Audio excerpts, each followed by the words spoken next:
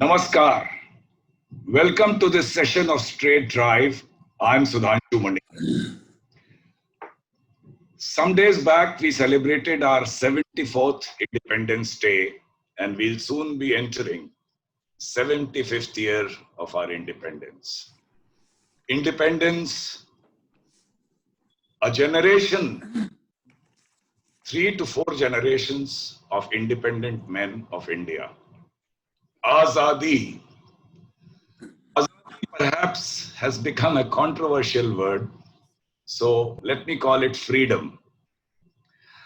Going back to 25 years back, the Greek philosophers, their important quest was justice, virtue, the good, and relegated the basic questions of livelihood in the background or discussed it only with a view to achieving the higher goals. But 2.5 millennia after that, as 1950s in USA, Malcom X said that nobody can give you freedom, nobody can give you equality or justice or anything. If you're a man, you take it. We can go back to the time of Magna Carta, the century of freedom linked with advent of democracy, but there are multiple shades of grey. अल्लामा इकबाल ने कहा है कि इस राज को एक मर्द-ए-फरंगी ने खोला, किया फaash, har-chand की दाना इसे खोला नहीं करते, jamhūriyat एक tarz-e-hukūmat है कि जिसमें बंदों को गिना करते हैं taulā नहीं करते. It basically means that when an Englishman has disclosed this secret, although knowledgeable, never unveil it, is that democracy is a system of government in which people are counted but not weighed.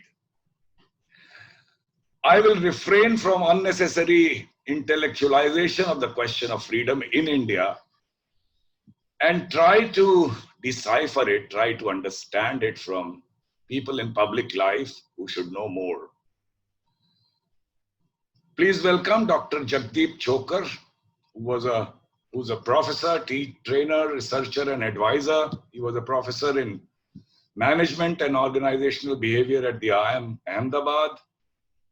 After retirement,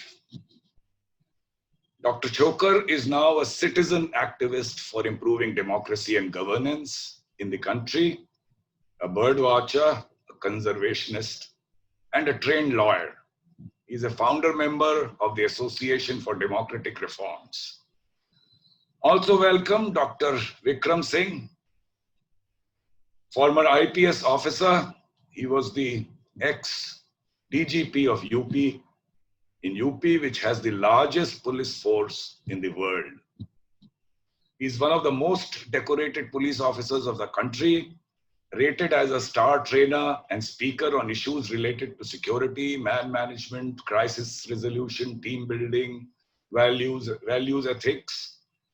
He's also the chancellor of Noida International University, and he's a guest speaker at over 50 prestigious national, international institutions, as well as highly valued and reputed multinational organizations.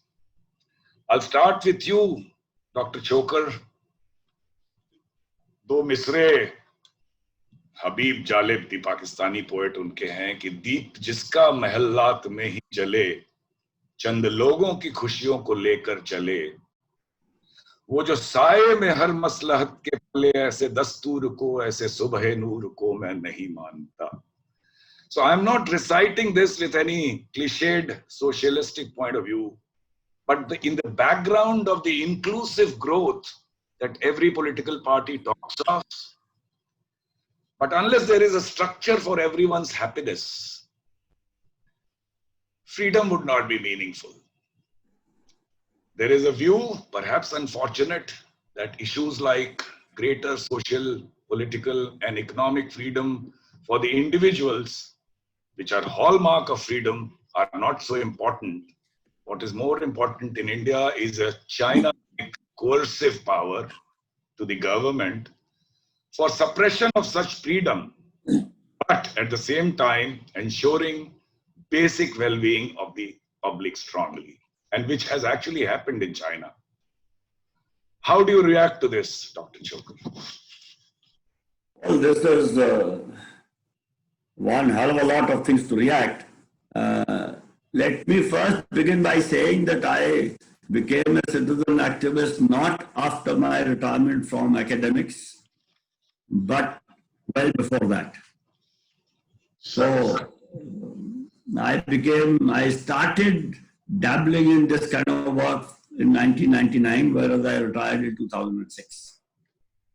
Anyway, you gave a long introduction to the question, which you began with initially a share from Allama Iqbal and then another one from Habib Jalib. Let me say, and then you said that this has already happened in China. Something like that the basic well-being of people has been taken care of. Sir. First of all, I am not too sure of this having happened in China. Number two, I don't even know what is basic well-being. And number three, let me then quote a very, very short part of Faiz Ahmed Faiz. हैं और भी ज़माने में दुख मोहब्बत के सिवा. जी sir, yes sir. तो ये I have got tired of listening to economists and free marketeers. Although marketeers have several other connotations, that if your economy is doing all right, everything else is okay. While Faiz said और भी ज़माने में दुख मोहब्बत के सिवा, and I would paraphrase it to say कि और भी चीजें जिंदगी में पैसे के सिवा. But there is also a saying that man does not live by bread alone. So to say that China, or we can be closer home in Singapore, that basic necessities have been taken care of. Now the concept of basic necessities changes from time to time and from situation to situation and from person to person. So I am not sure it is the chicken and the egg situation that yes, in the US, the per capita income is very high, but I am not too sure how many people in the US are really happy, because to me, the definition of happiness is also very elusive. The best I've heard from people is that happiness is a state of mind. You can be happy even when your so-called basic needs have not been taken care of. But you see, things like happiness, freedom, democracy, these are very, very confusing things, if I may say so. And while it is true that a person who does not have enough food to eat, enough to take care of shelter and clothing, and once we do that, then you move to education and healthcare. And once you do that, then you move to something else. I am not repeating the so-called Maslow's hierarchy, because it has now become a hackneyed thing and it has been worked on by a lot of other people. But what are basic needs and what kind of happiness do they lead to are matters of not so easily determinable. We have to look at the fundamental unit, which is a human being. And anybody who says that he or she or they have understood how a human being feels, happy or otherwise or whatever. I have been that to study human behavior for the last 40 plus years. And maybe I am perhaps the most incompetent person on earth. I have not understood. Why do people behave the way they do? And on a lighter note, when I started studying human behavior, after a few years, I understood, because earlier I used to study machines, and it was a lot easier to say that if you do this to a machine, this is what it will do.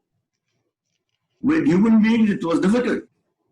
But then I studied human beings in organizations. That's what is called organizational behavior. And in the organizational setting, it was not that difficult to get a handle on why do people behave the way they do in organizations. So, Done that for a while, I ventured into bird watching, and I started thinking about why do birds behave the way they do.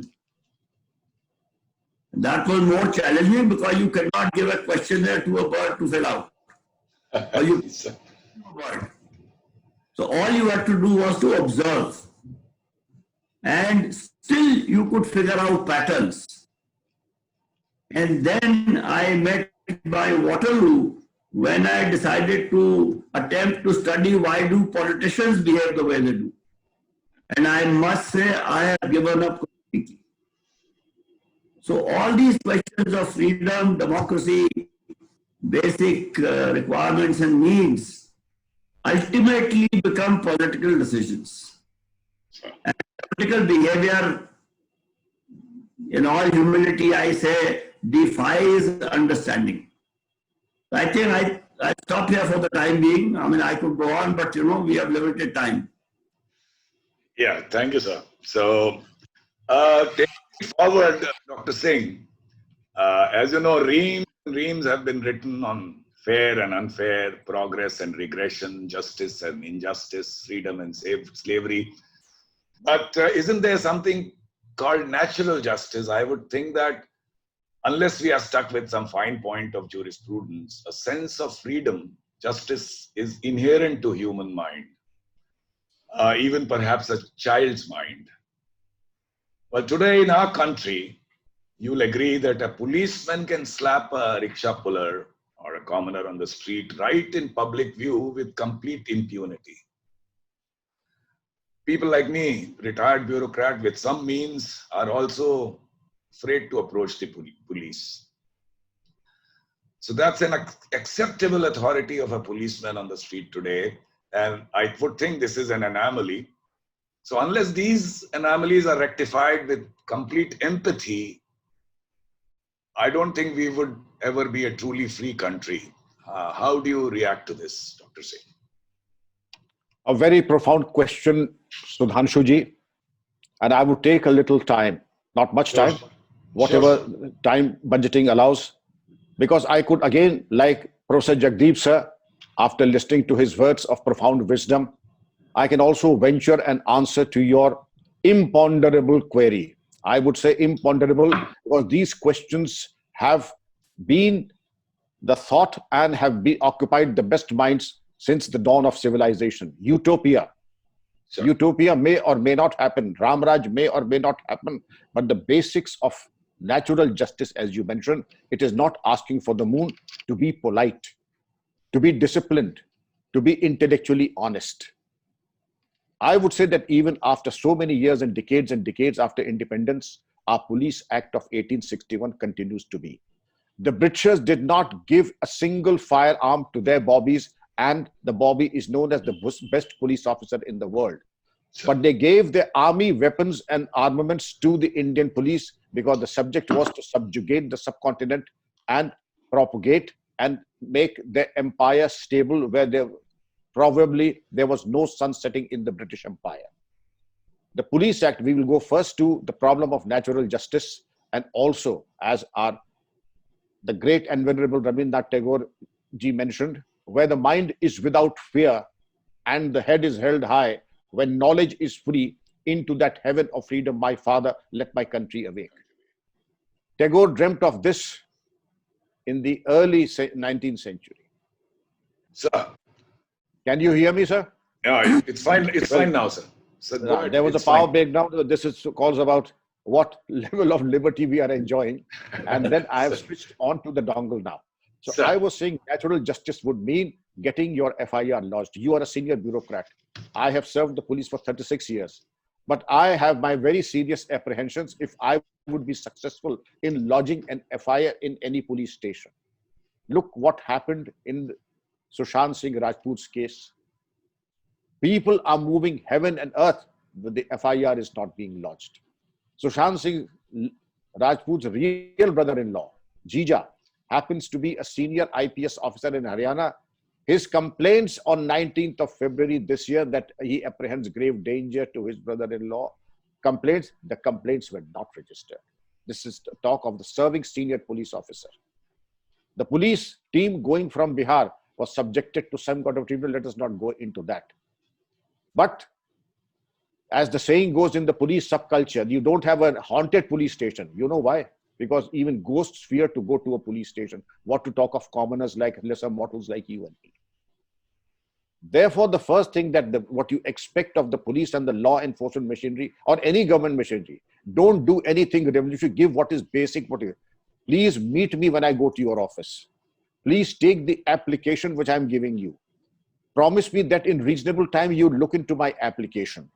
FIR is a matter of justice that when I put an application by the provisions of section 154 of the Criminal Procedure Code, the station officer shall register a case. It is not will, it is shall register the case.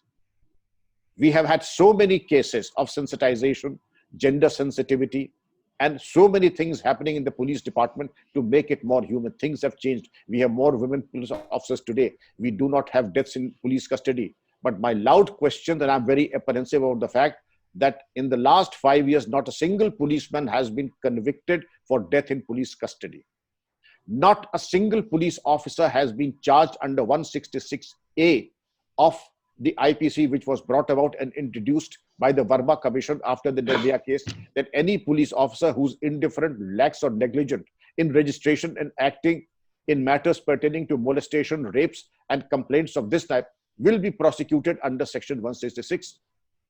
There has hardly been a single case that has been registered and no case where a police officer has been convicted. So can we safely conclude that Ram Raj has emerged, that every case that is brought to the notice of the police is registered and faithfully followed up?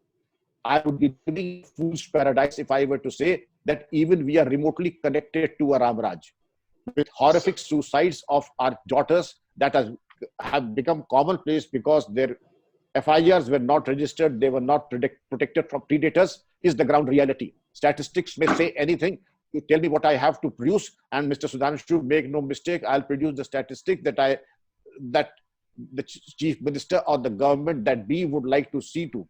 But the index of people's satisfaction is the only freedom, is the only liberty. If the people are feeling safe, if they feel that it can go safely to a police station, a police outpost, can go to any police officer as they can in Japan and England, I think our job is done. Now we come to the police reforms. Mr. Prakash Singh, a Bhishma Pitama of the Indian Police Service, started this marathon combat in the year 1996. 2006, the verdict was given by the Supreme Court that this is a 6-point charter of the police reforms, which is the law of the land and has to be implemented. But in 2010, the no other than the sitting Chief Justice of India says, what can I do when the chief ministers of the state are not cooperating with me? It is the law of the land. It is the duty. I was lucky to interact with many senior politicians at the state and the central level of all parties.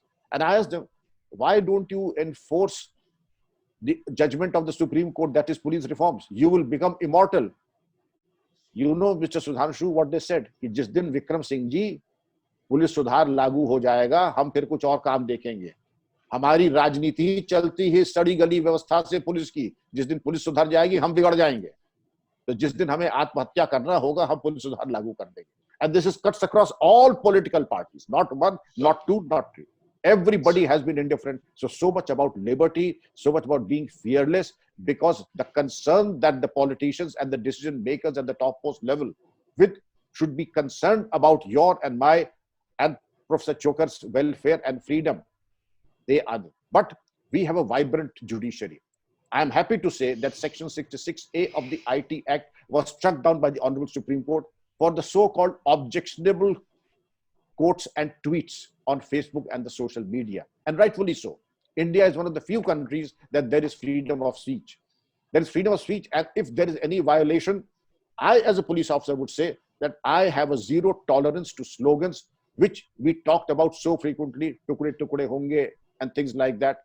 There is a rule, and anything that is seditious has to be taken within the ambit of law, but without perversion, without being vindictive, and with malice towards none and firmness in the right only. Not being vindictive, but more, I wish I could say that in these cases too, the Delhi riots and elsewhere, look at the level of convictions that we have.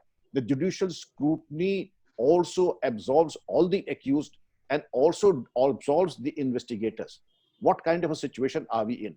One party is wrong. Either the agitators are wrong, or the investigators are wrong, or both are wrong. I would expect the judicial scrutiny to identify where the fault lines are and identify them, have corrective measures, and our political masters and the top leadership would do well to identify where the slippery wicket is and identify and set the problems right. So, thank you, Dr. Singh, for a very frank police reforms, so on. So, Dr. Chhokar, you have already expressed your despair, but I will still take you there. Freedom is the power or right to act, speak, or think as one wants without hindrance or restraint, and the absence of despotic government. So how, against a benchmark of, let's say, free liberal democracies like US or the French, how free are we to live, dream, think, act, and challenge traditional and accepted wisdom? Or indeed, what do you think? India is a liberal democracy at all? Dr. Chhokar. That's a minefield that you are asking me to tread on.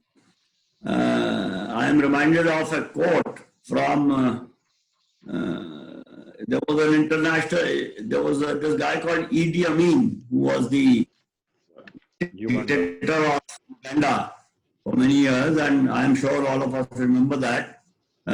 In a discussion on freedom of speech, Idi Amin said, absolutely, there is complete freedom of speech in Uganda, but I cannot guarantee you freedom after speech. So, we also have freedom of speech, and I mean, this is a very strange time to be having this discussion, because with due apologies, Dr. Vikram Singh said that we have a very vibrant judiciary. We are seeing what the judiciary is doing as we speak. A kind of a fund set up by the government, supposedly private trust, does not need to be transparent, although it has got crores and crores of public money by way of either ostensible donations from individuals or ostensible donations from public sector undertakings of money which is public money. This is as of yesterday. And as of tomorrow, one person who has been championing the cause of freedom of speech and democracy and liberalism is likely to be convicted, or hearings are going to be held for conviction of such an individual. So to say that we are, we have this, you said, we can think and we can do this freely. I am not sure at all we can do that.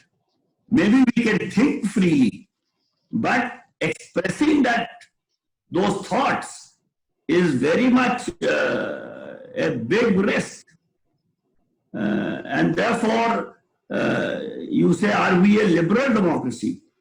As a matter of fact, in an interview with some other magazine, maybe a few months ago, I had said that don't talk of a liberal democracy. The question is, are we a democracy at all? And I personally don't think so. Democracy is a very elusive situation where, as you quoted Allama Iqbal, जहाँ लोगों को गिना जाता है, taulā नहीं जाता. That apart, वो even गिनने में if there are 25% or 37% of the people who support a particular ideology or way of thinking, what happened to the remaining 63%? And then,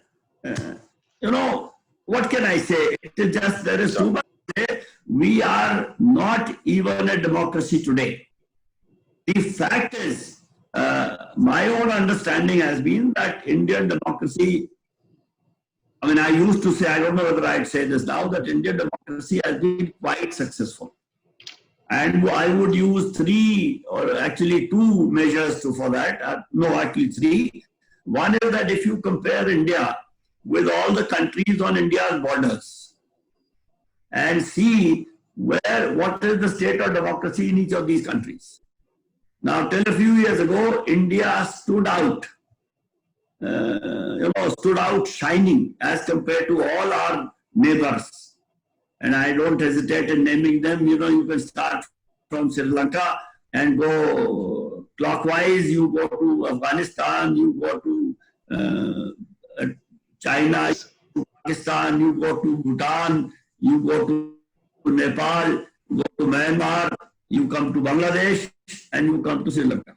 So India's democracy stood heads and shoulders above all these, number one.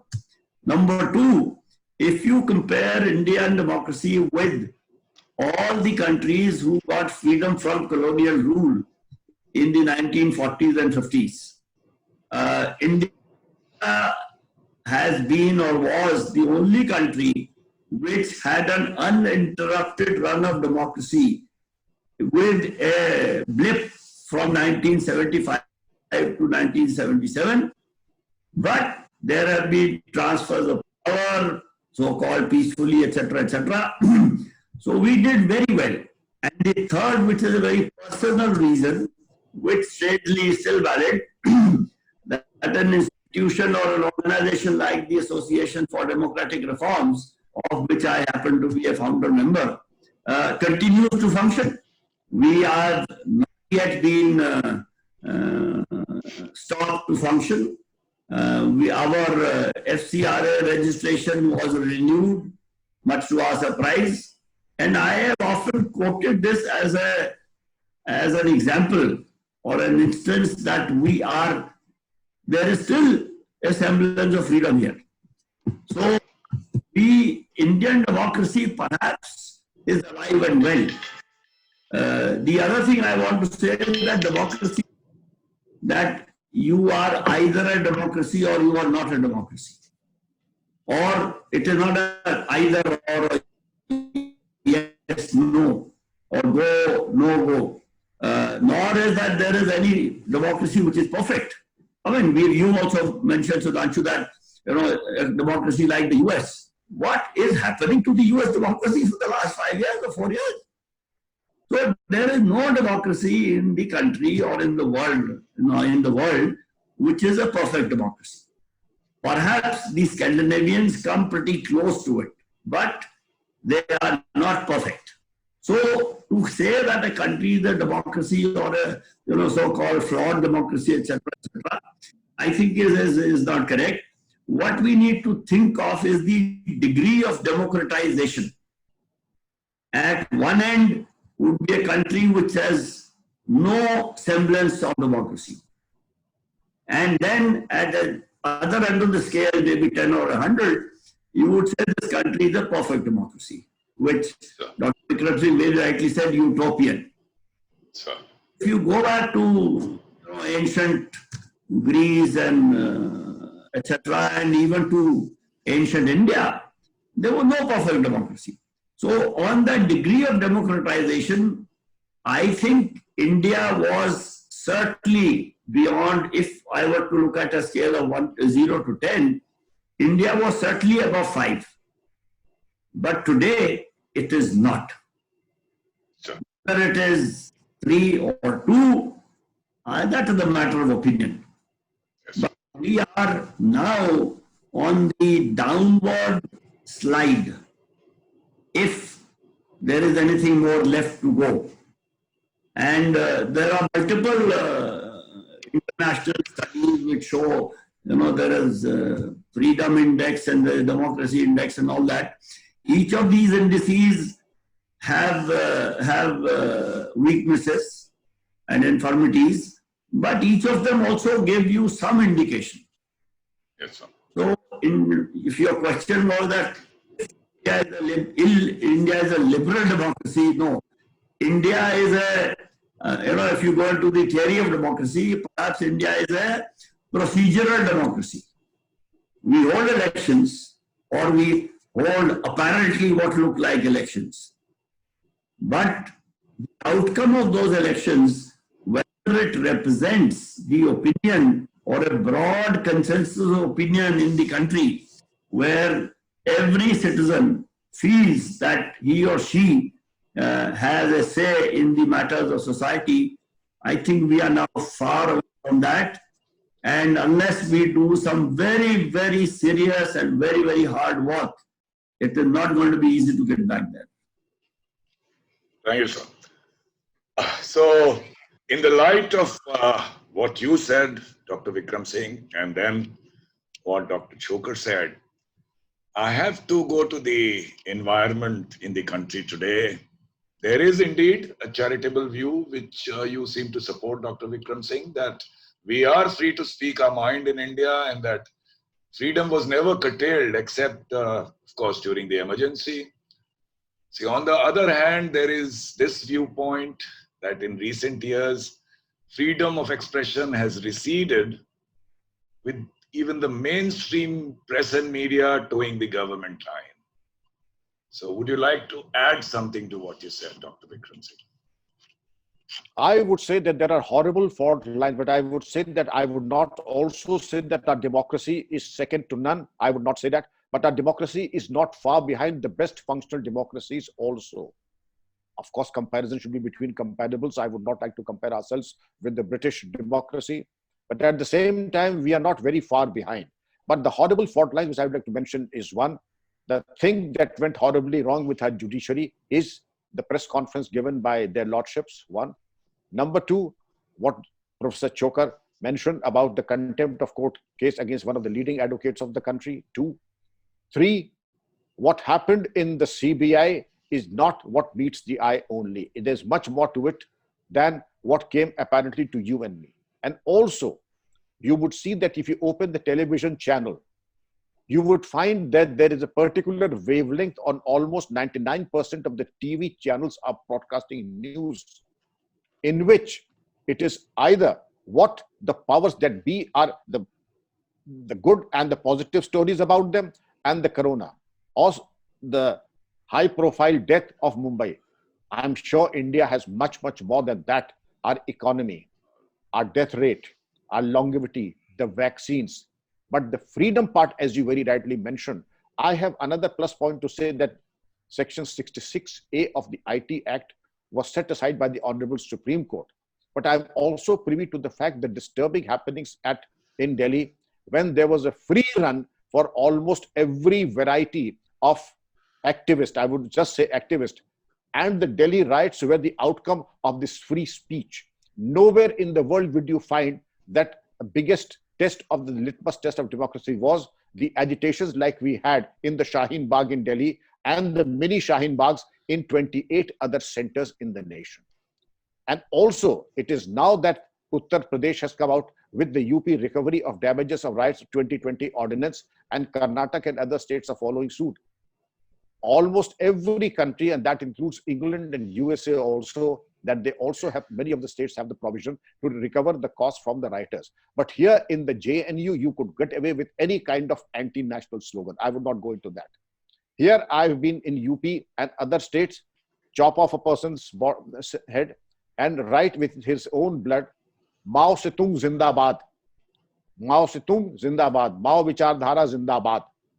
And I don't say that it was legal or anybody condoned that, but still there were supporters coming down from Delhi, a particular Delhi university, descending from other parts of Bengal and supporting what they had done, because they said that the person who was assassinated or killed by the so-called activists was a predator landlord, and his head had to roll in any case.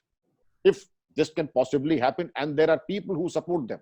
They still have a publication that is known as the CPI-ML Update, and they still have a publication online which is free. In that publication itself, they have proclaimed, if you go, there is a chapter that goes on Bhawanipur massacre. In the Bhawanipur massacre, said that when their government comes to power, they will hang Rajnath Singh and me publicly at Hazratganj for the alleged massacre of 13 of their activists in Bhawanipur district, Mirzapur.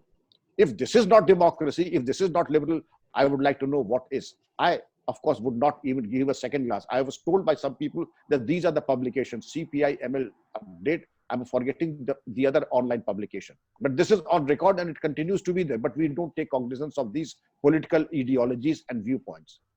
What more can we expect if we have organizations like SDPI and PFI who are able to gather zakat funds and are successful in orchestrating riots allegedly in Delhi and Bengaluru, and yet they are able to survive, have their hate propaganda? Then I feel that although there may be question marks and loud question marks, as Professor Chhokar said, with the greatest of respect, I would say that booth capturing is a thing of the past. Our electoral reforms have ensured that there is no booth capturing here. But the very fact that 30% of our honorable elected MPs and MLAs have a criminal background is a cause of concern. The quality of people who are running and the elections and are managing to win election after election is a cause of concern. And on their coming back to power, withdrawing all the criminal cases against them once they are in power is a cause of concern.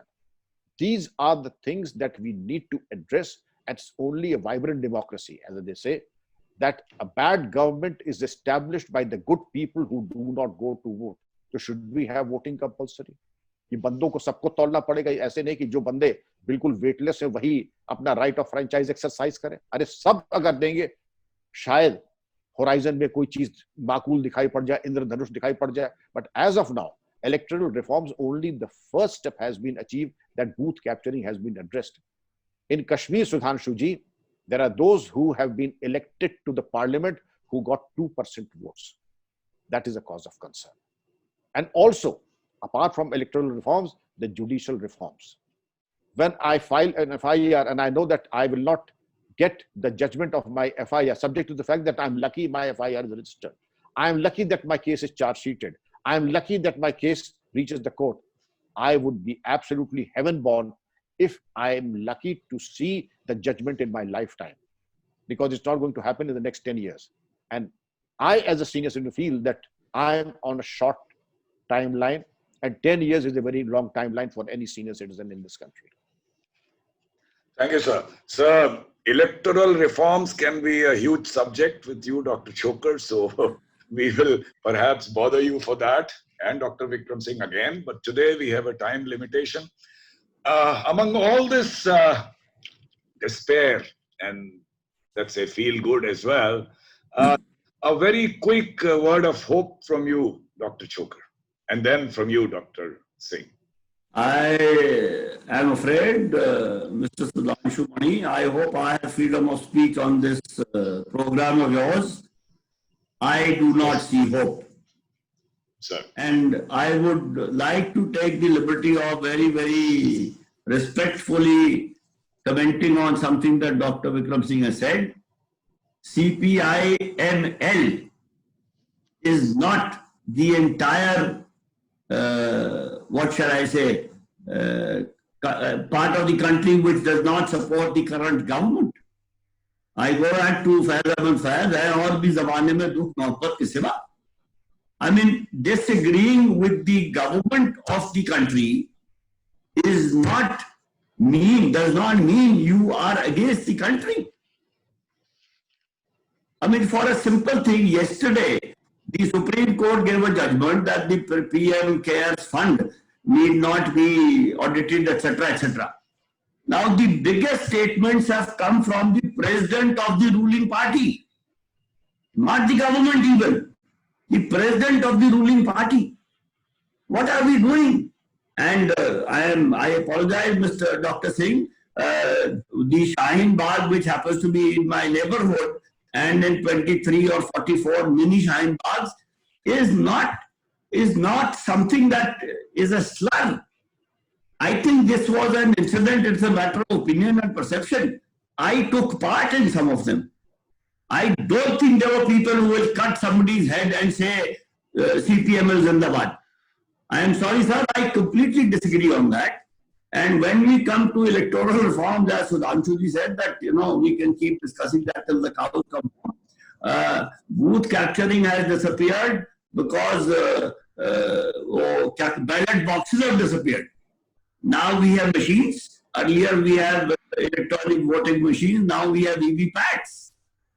And we, as Association for Democratic Reforms and Common Cause, are in the Supreme Court with a petition that the way the counting of votes proceeded and the kind of information that the Election Commission put out creates a whole lot of misgivings in the minds of some people, or whoever they may be, that there is a little discrepancy in what is being counted and what is being voted.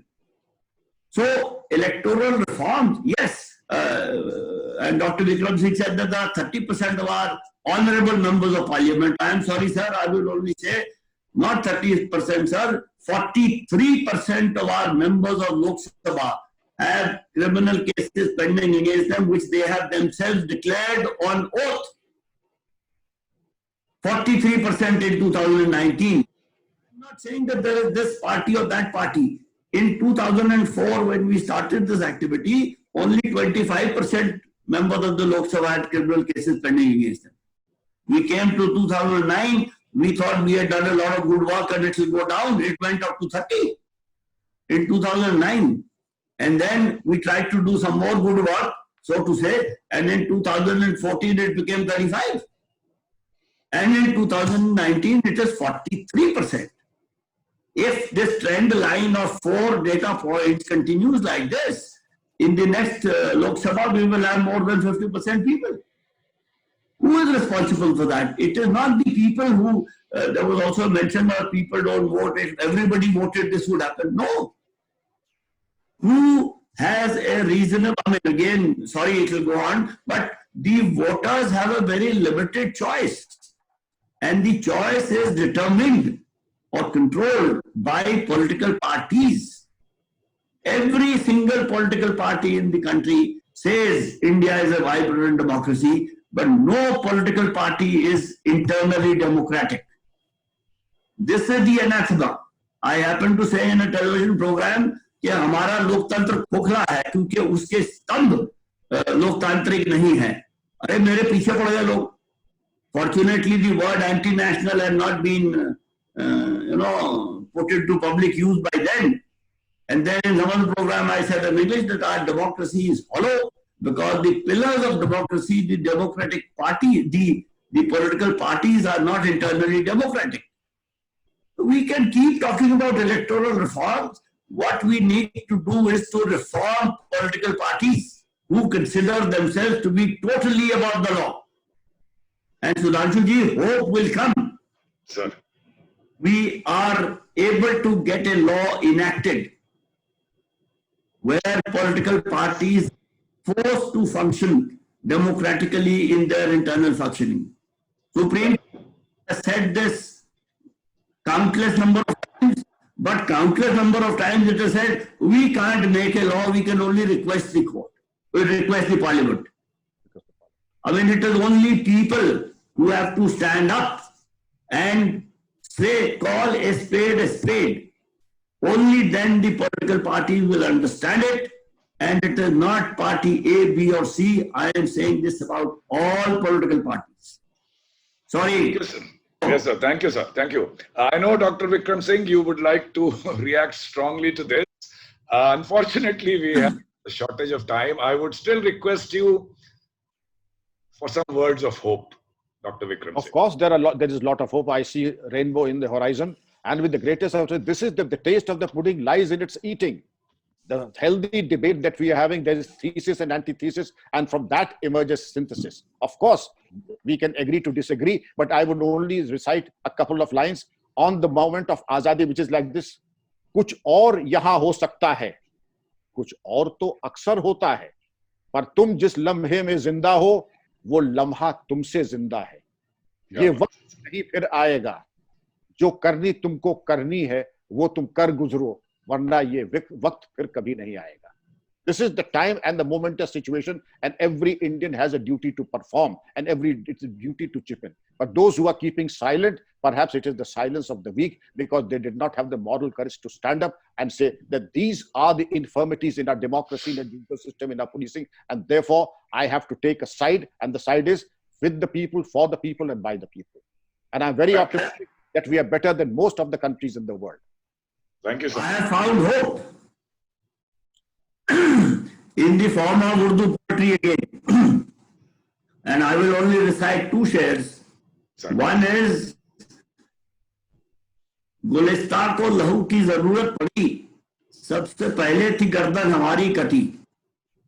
Gulistan को लहू की जरूरत पड़ी, सबसे पहले थी गर्दन हमारी कटी। अब कहते हैं मुझसे ये अहले चमन, ये चमन है हमारा तुम्हारा नहीं। और इसका जवाब है, जालिमों अपनी किस्मत पर नाज़ा न हो, दौर बदलेगा ये वक्त की बात है। जालिमों अपनी किस्मत पर नाज़ा न हो, दौर बदलेगा ये वक्त की बात है। वो यकीनन सुनेगा सदाएं मेरी, क्या तुम्हारा खुदा है हमारा नहीं।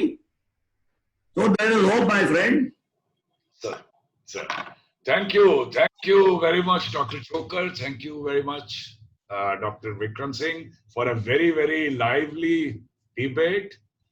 And thank you for taking out time to be here on my show. And thank you, viewers. I hope you enjoyed the show and you're definitely wiser than you were before coming to the show. I will close by also, as is the mood of the day today, to go to Faiz Ahmed Faiz. The first voice says, जब कुंज कफस मस्कन ठहरा और जेब गरेबा तौक रसन, जब कुंज कफस मस्कन ठहरा और जेब गरेबा तौक रसन, आए कि ना आए मौसम गुल, इस दर्द जिगर का क्या होगा। When my dwelling is a cage and my pocket, my collar is the collar ring and the rope. So whether we see the spring or not, will this pain of my heart change? और फिर दूसरी आवाज, the second voice, आजाद हैं अपने फिक्र अमल, भरपूर खजीना हिम्मत का, एक उम्र है अपनी हर सायद, इमरोज है अपना हर फरदा। We are free to live, dream, think. We have this treasure of boldness. Every hour is a lifetime here, but our present is our future. Thank you very much. I hope you enjoyed the show, viewers. We will be back next Thursday at 8 p.m. with another burning issue on Straight Drive. Thank you very much. Namaskar. Thank you, Sudhanshu ji. Thank you, Professor Chhokar.